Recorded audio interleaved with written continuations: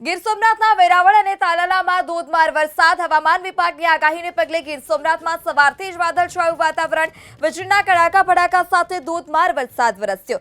સૂત્રાપાડામાં પણ 1 કલાકમાં 1 ઇંચ વરસાદ વરસ્યો, તો આ તરફ વેરાવળમાં 1 કલાકમાં 1 ઇંચ વરસાદ, તો કોડીનાર, ઉના, તાલાલામાં હળવાથી મધ્યમ વરસાદી ઝાપટા પડ્યા.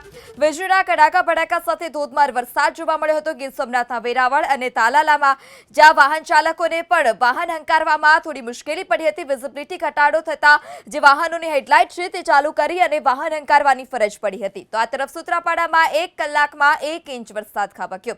સંવાદદાતા દિલીપ મોરી ફોન લાઈનથી જોડાઈ ચૂક્યા છે. દિલીપ, ગીર સોમનાથના કયા વિસ્તારમાં હાલ અત્યારે મેઘરાજા મહેરબાન? જે વાત કરવામાં આવે તો ગીર સોમનાથ જિલ્લાનું સૂત્રાપાડા, તલાલા અને વેરાવળ આ 3 શહેર છે અને આ ગ્રામ્ય વિસ્તારો છે, ત્યાં મુશળધાર વરસાદ ખાબક્યો છે.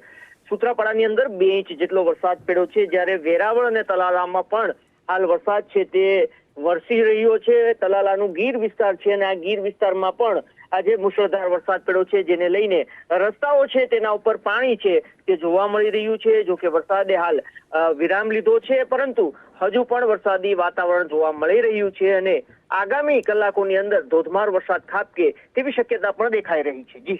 જી દિલીપ, સમગ્ર માહિતી બદલ આભાર.